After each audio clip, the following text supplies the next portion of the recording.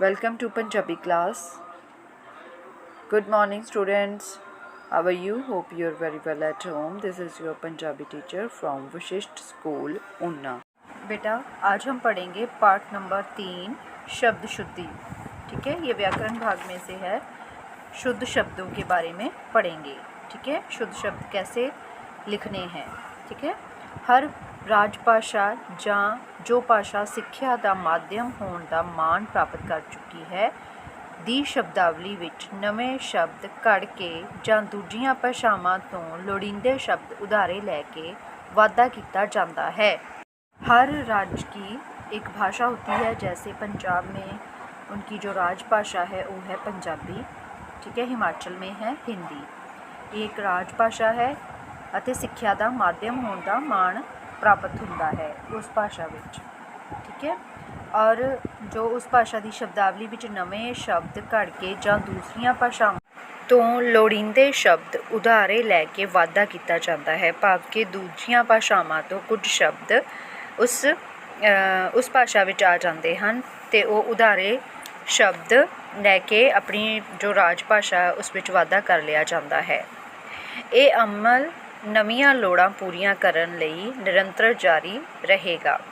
ਇਸ ਤੋਂ ਭਾਵ ਹੈ ਬੇਟਾ ਕਿ ਜਬ ਆਪਣੀਆਂ ਲੋੜਾਂ ਜਾਂ ਅਸੀਂ ਆਪਣੀਆਂ ਜ਼ਰੂਰਤਾਂ ਨੂੰ ਪੂਰਾ ਕਰਨ ਵਾਸਤੇ ਇਹ ਜੋ ਉਧਾਰੇ ਸ਼ਬਦ ਹਨ ਜਾਂ ਦੂਸਰੀ ਭਾਸ਼ਾਵਾਂ ਤੋਂ ਲਏ ਗਏ ਸ਼ਬਦ ਹਨ, ਇਸ ਦਾ ਜੋ ਪ੍ਰਕਿਰਿਆ ਹੈ ਇਹ ਨਿਰੰਤਰ ਚੱਲਦੀ ਹੀ ਰਹਿੰਦੀ ਹੈ।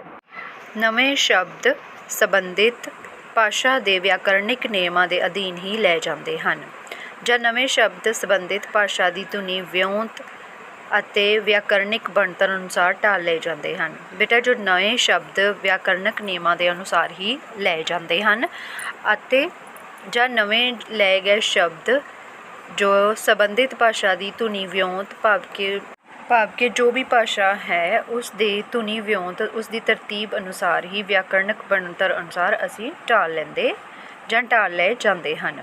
ਪੰਜਾਬੀ ਰਾਜ ਭਾਸ਼ਾ ਅਤੇ ਸਿੱਖਿਆ ਦਾ ਮਾਧਿਅਮ ਹੋਣ ਕਰਕੇ ਇਸ ਲਈ ਨਵੀਂ ਸ਼ਬਦਾਵਲੀ ਸਿਰਜਣ ਅਤੇ ਦੂਜੀਆਂ ਭਾਸ਼ਾਵਾਂ ਤੋਂ ਲੋੜੀਂਦੀ ਸ਼ਬਦਾਵਲੀ ਉਧਾਰ ਲੈਣ ਦੀ ਲੋੜ ਪੈ ਰਹੀ ਹੈ। ਅਜਿਹੀ ਸ਼ਬਦਾਵਲੀ ਉਧਾਰ ਲੈਣ ਲਈ ਭਾਰਤੀ ਪੰਜਾਬੀ ਦਾ ਮੂਲ ਸੋਮਾ ਹਿੰਦੀ ਅਤੇ ਸੰਸਕ੍ਰਿਤ ਹੈ। ਇਸ ਤੋਂ ਭਾਵ ਹੈ ਬੇਟਾ ਕਿ ਜੋ ਪੰਜਾਬੀ ਰਾਜ ਭਾਸ਼ਾ ਜੋ ਹੈ ਸਿੱਖਿਆ ਦਾ ਮਾਧਿਅਮ ਹੋਣ ਕਰਕੇ ਇਸ ਵਿੱਚ ਨਵੀਂ ਸ਼ਬਦਾਵਲੀ ਦੀ ਸਿਰਜਣਾ ਅਤੇ ਦੂਜੀਆਂ ਭਾਸ਼ਾਵਾਂ ਤੋਂ ਲੋੜੀਂਦੀ ਸ਼ਬਦਾਵਲੀ ਉਧਾਰ ਲੈਣ ਦੀ ਲੋੜ ਪੈ ਰਹੀ ਹੈ। ਅਜਿਹੀ ਜੋ ਸ਼ਬਦਾਵਲੀ ਉਧਾਰ ਲੈਣ ਲਈ ਭਾਰਤੀ ਪੰਜਾਬੀ ਦਾ ਮੂਲ ਸੋਮਾ ਕੀ ਹੈ ਬੇਟਾ? ਹਿੰਦੀ ਅਤੇ ਸੰਸਕ੍ਰਿਤ ਭਾਸ਼ਾਵਾਂ ਤੋਂ ਅਸੀਂ ਕਈ ਸ਼ਬਦ ਉਧਾਰ ਲਏ ਹਨ। ਠੀਕ ਹੈ, ਜਦ ਕਿ ਪਾਕਿਸਤਾਨੀ ਪੰਜਾਬੀ ਦਾ ਅਰਬੀ ਅਤੇ ਫਾਰਸੀ ਹੈ। ਜਦ ਕਿ ਜੋ ਪਾਕਿਸਤਾਨੀ ਪੰਜਾਬੀ ਬੋਲਦੇ ਹਨ ਉਸ ਵਿੱਚ ਅਰਬੀ ਅਤੇ ਫਾਰਸੀ ਤੋਂ ਉਧਾਰੇ ਸ਼ਬਦ ਲਏ ਗਏ ਹਨ। ਠੀਕ ਹੈ ਬੇਟਾ, ਸਮਝ ਆ ਰਿਹਾ ਨਾ? ਨਵੀਆਂ ਸਮਾਜੀ ਲੋੜਾਂ ਦੀ ਪੂਰਤੀ ਲਈ ਨਵੇਂ ਵਿਚਾਰਾਂ ਦੇ ਪ੍ਰਸਾਰ ਲਈ ਨਵੇਂ ਸ਼ਬਦਾਂ ਦਾ ਵਿਸਥਾਰ ਹੋਇਆ ਹੈ। 60ਵਿਆਂ ਵਿੱਚ ਪੁਲਾੜੀ ਖੋਜ ਦੇ ਆਰੰਭ ਹੋਣ ਨਾਲ ਕੰਪਿਊਟਰ ਦੀ ਵਰਤੋਂ ਅਤੇ ਔਸ਼ਧੀ ਵਿਗਿਆਨ ਦੀਆਂ ਨਵੀਆਂ ਲੱਭਤਾਂ ਨਾਲ ਸੰਬੰਧਿਤ ਅਨੇਕਾਂ ਨਵੇਂ ਸ਼ਬਦ ਅੰਗਰੇਜ਼ੀ ਅਤੇ ਬਾਕੀ ਭਾਸ਼ਾਵਾਂ ਨੂੰ ਘੜਨੇ ਪਏ ਹਨ। ਇਹਨਾਂ ਵਿੱਚੋਂ ਬਹੁਤੇ ਸ਼ਬਦ ਲੈਟਿਨ ਅਤੇ ਯੂਨਾਨੀ ਭਾਸ਼ਾ ਵਿੱਚੋਂ ਲਏ ਮੂਲ ਸ਼ਬਦਾਂ ਤੋਂ ਵਿਸਥਾਰੇ ਗਏ ਅਤੇ ਉਹਨਾਂ ਦੇ ਨਵੇਂ ਅਰਥ ਦਿੱਤੇ ਗਏ ਹਨ। ਅੱਗੇ ਹੈ, ਕਈ ਵਿਦਵਾਨਾਂ ਅਨੁਸਾਰ ਪੰਜਾਬੀ ਨੂੰ ਲਿਖਣ ਸਮੇਂ ਜਿਵੇਂ ਬੋਲੋ ਤਿਵੇਂ ਲਿਖੋ ਵਾਲਾ ਨਿਯਮ ਅਪਣਾਉਣਾ ਚਾਹੀਦਾ ਹੈ, ਪਰ ਇਸ ਨਿਯਮ ਵਿੱਚ ਬਹੁਤ ਸਾਰੀਆਂ ਰੁਕਾਵਟਾਂ ਆ ਜਾਂਦੀਆਂ ਹਨ।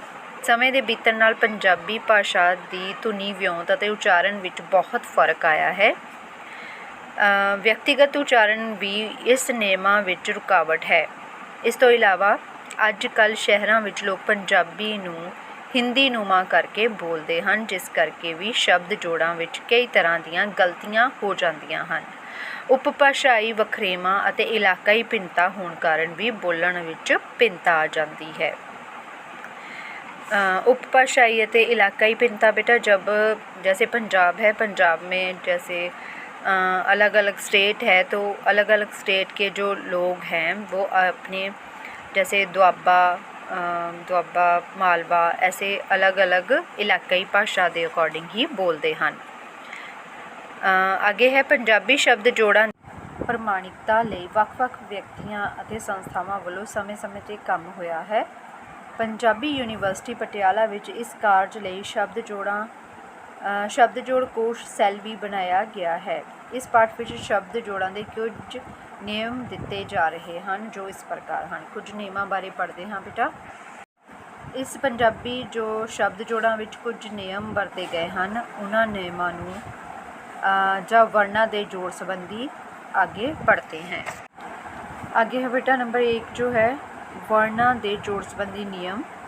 वर्ण बेटा जैसे ऊड़ा ऐड़ा ईड़ी, ठीक है, अक्षर या वर्ण उसको बोलते हैं, ठीक है। इसमें है नंबर 1 गग्गा अते घग्गा दी वरतों, ठीक है। 2 शब्द हैं गग्गा अते घग्गा, इन्हां दी वरतों कैसे और कहाँ की जाती है उसके बारे में है। पहले है बेटा अशुद्ध और दूसरी साइड है शुद्ध शब्द। अशुद्ध देखो बेटा कंगी, इन्होंने कैसे लिखा है कक्के उत्ते टिप्पी गग्गे नूं ब्यारी, ये बेटा इसका अशुद्ध रूप है। तो शुद्ध क्या होगा, गग्गे दी जगह पे क्या आएगा कग्गा, जैसे कक्का कग्गे नूं बिहारी कंगी, ठीक है। ऐसे ही चंगा कग्गा नहीं आएगा, यहाँ पे गग्गा आ जाएगा, शुद्ध शब्द होगा चंगा। डूंगा तो डूंगा नहीं कग्गा आएगा इसकी जगह डूंगा। डांग गग्गा आ जाएगा, टांग कग्गा आएगा, ठीक है। ये ध्यान से बेटा आपने देखना है। ऐसे ही यहाँ पर अशुद्ध और शुद्ध शब्द दे रखे हैं। पहला है ठूंगा, तो यहाँ ठूंगा शुद्ध ये है, ठूंगा नहीं होता है ना।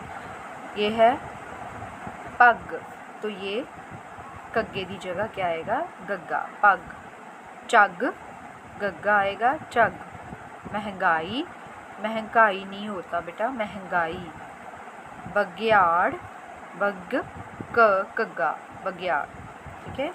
आगे है गग्गा ते कग्गा दी वरतों अर्थ भिन्नता। गल गल करनी, कल कल होता बेटा भेजना जा, ठीक है, कलना।